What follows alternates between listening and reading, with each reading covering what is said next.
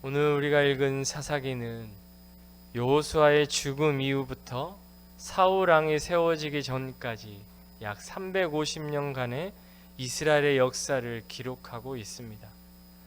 모세와 여호수아라는 위대한 지도자들이 떠난 이후 이스라엘 백성들에겐 지도자가 없었습니다. 그런데 사실 이스라엘의 지도자는 있었습니다. 이스라엘의 왕은 있었습니다. 누구입니까?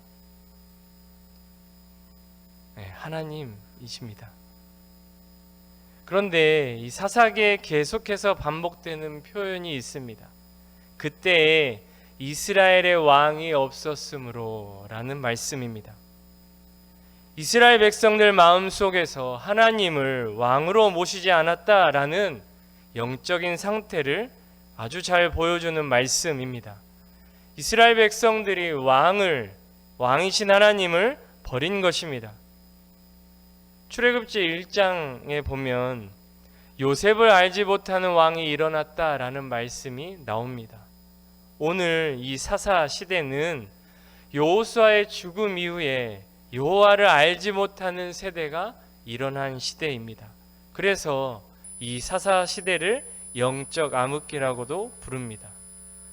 하나님을 왕으로 섬기지 않고 그 왕이신 하나님을 버리고 각자가 다 왕이 되어서 자기 소견에 오른 대로 행하는 그런 삶을 살았기 때문입니다. 그 결과로 이스라엘은 도덕적인 타락과 종교적인 부패로 물들게 되었습니다. 그러나 이렇게 어두운 시대에도 하나님의 은혜의 물줄기는 마르지 않고 끊어지지 않았습니다. 하나님은 사사들을 통해 계속해서 이스라엘을 구원하시고 여전히 그들을 다스리고 계셨습니다. 이 사사기 전체 내용을 이끌어가는 독특한 구조가 있습니다. 하나의 반복되는 패턴이 나타납니다. 바로 심판과 구원의 사이클입니다. 하나님을 모르는 세대가 우상 숭배로 하나님께 먼저 범죄합니다. 그러면 하나님께서 이방 민족들을 통해서 하나님의 백성들을 심판하십니다. 고통 속에서 백성들이 하나님께 부르짖으며 회개합니다. 그러면 하나님은 사사를 보내셔서 이스라엘 백성들을 구원하십니다. 그리고 잠시 동안의 평화가 찾아옵니다. 그러나 시간이 지나면 이스라엘 백성들이 또다시 죄에 빠지는 그런 악순환을 반복합니다. 총 12명의 사사가 등장하는데 계속해서 악순환이 반복되고 또 반복될수록 이스라엘의 영적인 상태는 점점점 더 아래로 떨어지는 모습을 우리가 보게 됩니다. 오늘 본문 1절부터 3절 말씀 우리 다시 한번 읽겠습니다. 시작. 여호수아가 죽은 후에 이스라엘 자손이 여호와께 여쭈어 이르되 우리 가운데 누가 먼저 올라가서 가나안 족속과 싸우리이까? 여호와께서 이르시되 유다가 올라갈지니라. 보라, 내가 이 땅을 그의 손에 넘겨 주었노라 하시니라. 유다가 그의 형제 시몬에게 이르되 내가 제비 뽑아 얻은 땅에 나와 함께 올라가서 가나안 족속과 싸우자. 그리하면 나도 내가 제비 뽑아 얻은 땅에 함께 가리라 하니 이에 시몬이 그와 함께 가니라. 아멘. 하나님께서는 출애굽한 이스라엘 백성들을 마침내 적과 꿀이 흐르는 땅, 약속의 땅 가나안으로 인도하셨습니다. 이스라엘 백성들은 이미 이 약속의 땅 가나안 땅 앞에 도착했습니다. 그리고 각 지파별로 땅 분배까지 모두 마친 상태였습니다. 제비를 뽑아서 12지파가 각각 차지할 땅도 다 정해졌습니다. 그러나 아직 끝난 것이 아닙니다. 이제 그 땅을 정복해야 하는 가장 큰 임무가 남아 있었습니다. 하나님께서 이미 그들에게 그 땅을 주셨습니다. 약속은 이루어졌고 그들은 그것을 이미 받았습니다. 그러나 아직 그 땅, 약속의 땅을 완전히 정복하지는 못했다라는 것입니다. 그들은 이미 그리고 아직 사이에서 하나님의 뜻에 순종하며 가나안 족속들과 싸우며 살아가야 할 책임이 남아 있었습니다. 어쩌면 오늘 우리와도 동일합니다. 우리도 이미와 아직 사이를 살고 있습니다. 예수 그리스도를 믿는 자들에게는 이미 구원이 주어졌습니다. 그러나 아직 하나님의 나라가 완성되지 않았기에 우리는 이미와 아직 사이에서 하나님의 뜻을 구하며 하나님 뜻 안에서 우리가 살아가고 있습니다. 이스라엘 백성들이 가나안 땅을 정복해야 했던 것처럼 우리도 지금 이 땅에서 하나님의 나라를, 하나님의 뜻을 이루며 살아가야 합니다. 그런데 이 사사시대와 같이 지금 이 시대에도 그 사사시대와 닮아 있는 것을 우리가 볼 수 있습니다. 하나님을 버렸고 다원주의 속에서 각자가 마치 하나님이 되고 각자가 왕이 되어서 각자 자기 소견에 오른 대로 살아가고 있는 시대를 우리가 살아가고 있습니다. 여러분, 뉴스를 보면 이 땅이 얼마나 종교적으로 부패했는지 또 도덕적으로 타락했는지 우리가 알 수 있습니다. 사사시대와 별반 다르지 않습니다. 이러한 시대, 악한 시대에 우리는 어떻게 살아야 할까요? 오늘 1절 말씀에 이렇게 말씀합니다. 우리 다시 한번 읽겠습니다. 1절 말씀입니다. 시작. 여호수아가 죽은 후에 이스라엘 자손이 여호와께 여쭈어 이르되 우리 가운데 누가 먼저 올라가서 가나안 족속과 싸우리까. 아멘. 여호와께 여쭈어야 합니다. 기도해야 합니다. 하나님께 묻는 믿음의 사람들이 아직 남아 있었고 여호수아가 보여주었던 신앙의 모습이 아직까지는 이어지고 있었습니다. 그래서 이스라엘 백성들이 문제 앞에서 하나님께 여쭙습니다. 기도합니다. 그러자 하나님께서 그들에게 말씀하시고 믿음과 소망을 주십니다. 보라, 내가 이 땅을 그의 손에 넘겨주었노라. 내가 이 땅을 너의 손에 넘겨주었다라고 하나님께서 말씀하십니다. 하나님께서는 이미 승리를 선언하십니다. 싸우기 전에 결과를 먼저 말씀해 주시는 것입니다. 전쟁의 주도권이 이스라엘에게 있는 것이 아니라 하나님께 있다라는 것입니다.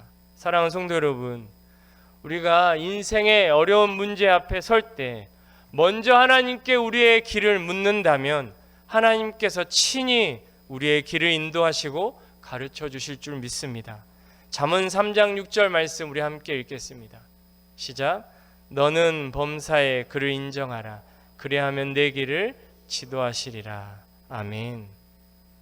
우리가 해야 할 것은 먼저 하나님께 여쭤보는 것입니다. 기도해야 하는 것입니다. 그런데 오늘 3절에 보면 유다는 시므온과 함께 올라가자고 제안을 하고 그리고 둘이 함께 올라가는 모습을 우리가 보게 됩니다. 12지파 이 지도를 보면 유다 지파 안에 이 시므온 지파 땅이 같이 속해 있음을 알 수 있습니다.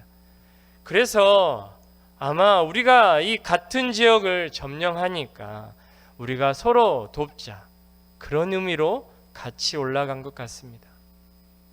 인간적인 생각으로 보면, 현실적으로 보면 서로 협력하는 것은 매우 합리적이고 좋은 선택처럼 보입니다. 그런데 중요한 것은 이것이 하나님의 명령은 아니었다라는 것입니다. 겉보기에는 매우 지혜롭고 합리적인 생각 같아 보이지만 하나님의 명령과는 달랐다라는 것입니다. 우리도 때로는 합리적인 생각이 하나님의 뜻을 가릴 때가 있습니다. 현실과 하나님의 말씀 사이에서 갈등할 때 우리는 어떻게 행동합니까?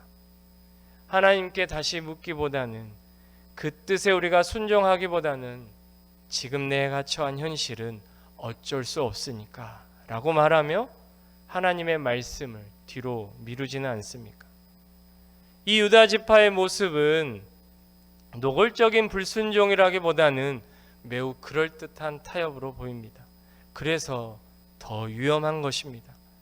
하나님을 완전히 떠난 것도 아니고 그렇다고 온전히 순종한 것도 아닌 상태입니다. 사랑하는 성도 여러분, 우리 삶 속에서 하나님의 뜻보다 앞서 있는 생각과 선택이 있다면 그것을 다 내려놓고 하나님께 여쭈어 봐야 합니다. 타협이 아니라 하나님 말씀에 순종하며 내 생각이 아니라 하나님의 뜻대로 살아가는, 순종하며 살아가는 저와 여러분이 되기를 바랍니다. 오늘 본문 4절부터 7절 말씀 다시 한번 읽겠습니다. 시작. 올라가매 여호와께서 가나안 족속과 브리스 족속을 그들의 손에 넘겨주시니 그들이 베색에서 10,000명을 죽이고 또 베색에서 아도니 베색을 만나 그와 싸워서 가나안 족속과 브리스 족속을 죽이니 아도니 베색이 도망하는지라.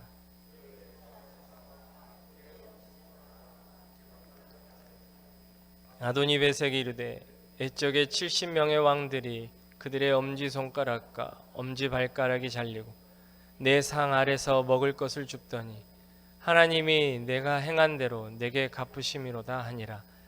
무리가 그를 끌고 예루살렘에 이르렀더니 그가 거기서 죽었더라.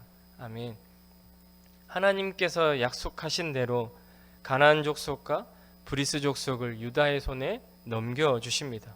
그래서 그들이 베색에서 10,000명을 죽이는 아주 큰 승리를 거두게 됩니다. 그리고 아도니 베색을 잡아서 그의 엄지손가락과 엄지발가락을 자릅니다. 이 엄지손가락과 엄지발가락을 자른 이유는 무기도 잡지 못하게 하고 또 잘 움직이지도 못하게 해서 전투를 하지 못하도록 전투력을 완전히 상실시키기 위해서 그렇습니다. 또 이 손가락, 발가락을 자른 것은 상대방을 모욕하는 행위이기도 했습니다. 7절 말씀에 보면 아도니 베색도 나도 예전에 70명의 왕들을 그렇게 자르고 그들을 내 상 아래서 주워 먹겠다라고 말합니다. 그들을 모욕했다라는 것입니다. 전투력을 상실하게 하고 그들을 모욕하는 의미로서 이 손가락과 엄지발가락을 잘랐다는 것입니다.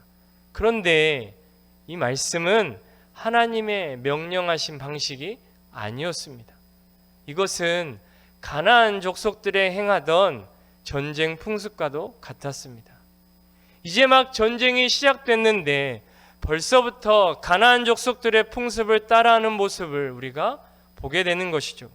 겉으로는 하나님의 승리를 경험하고 있지만 그들 안에는 이미 가나안의 방식이, 세상의 방식이 스며들고 있었습니다.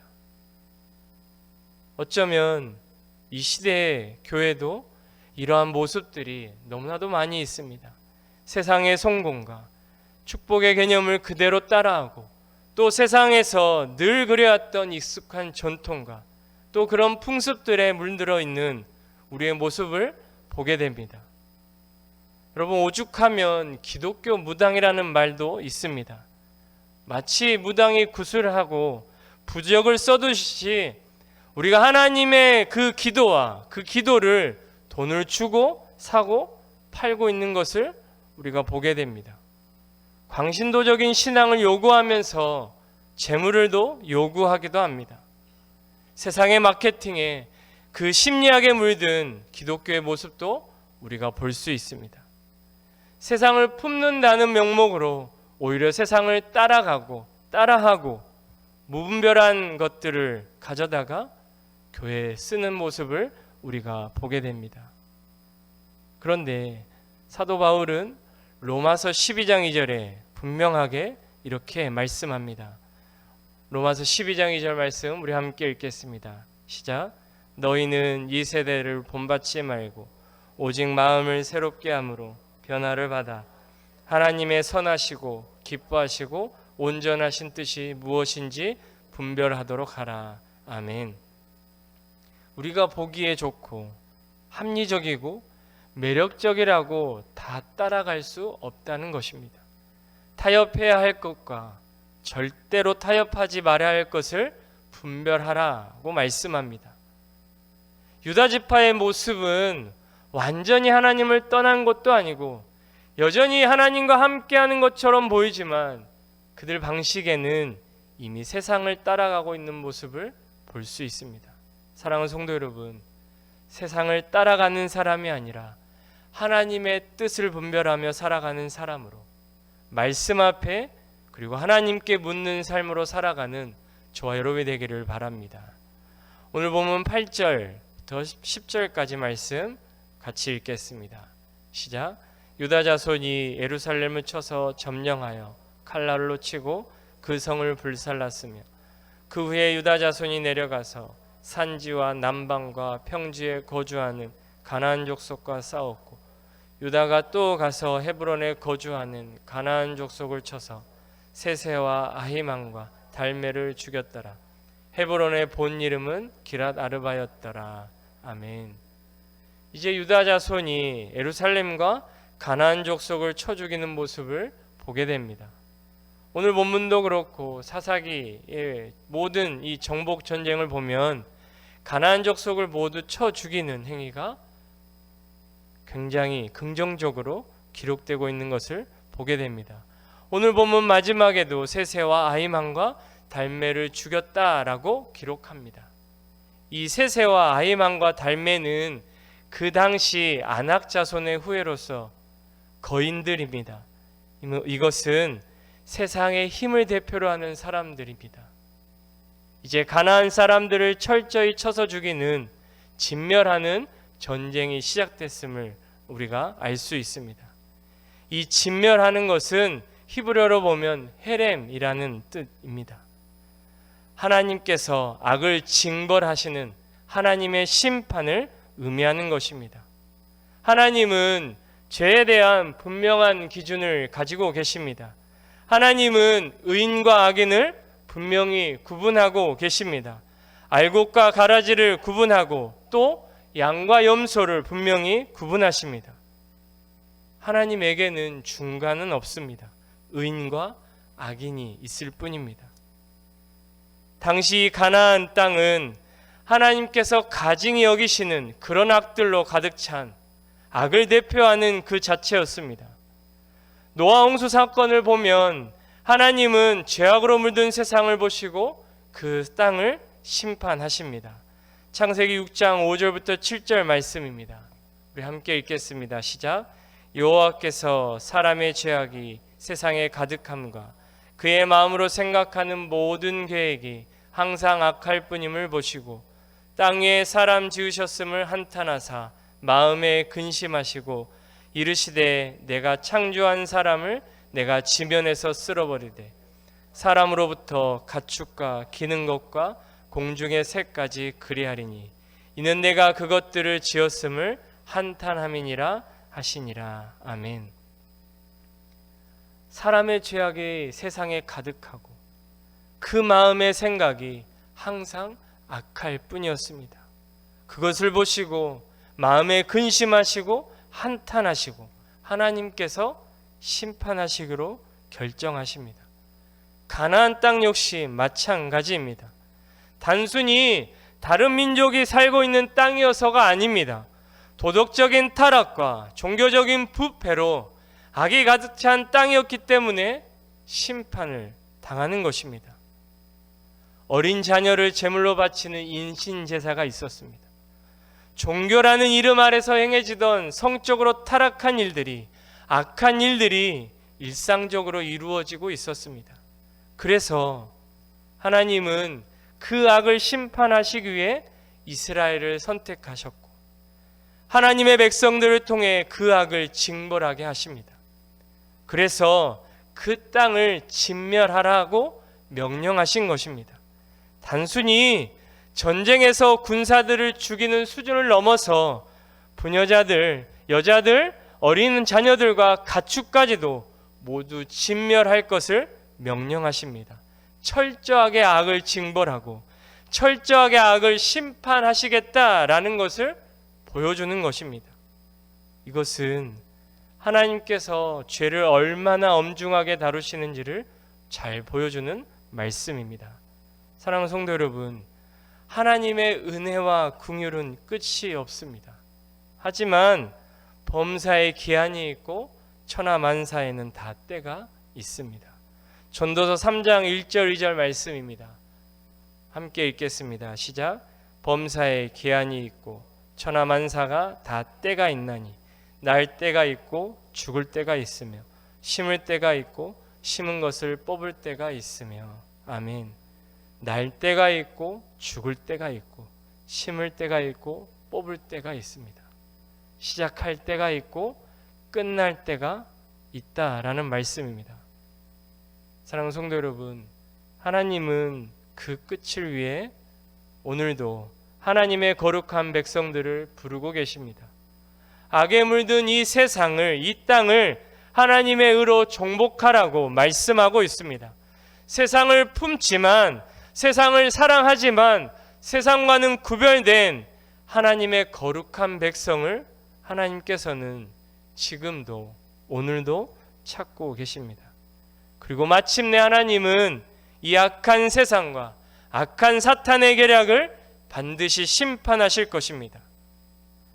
사사기의 말씀을 통해서 반복되는 그 심판과 구원의 이야기를 통해서 하나님의 공의가 반드시 이루어진다는 것을 우리에게 잘 보여주고 있습니다. 사랑하는 성도 여러분, 그 하나님의 거룩한 부르심 앞에 우리 또한 그 하나님 말씀 앞에 거룩함으로 그리고 순종함으로 응답하며 살아가는 저와 여러분이 되기를 주님의 이름으로 소망합니다.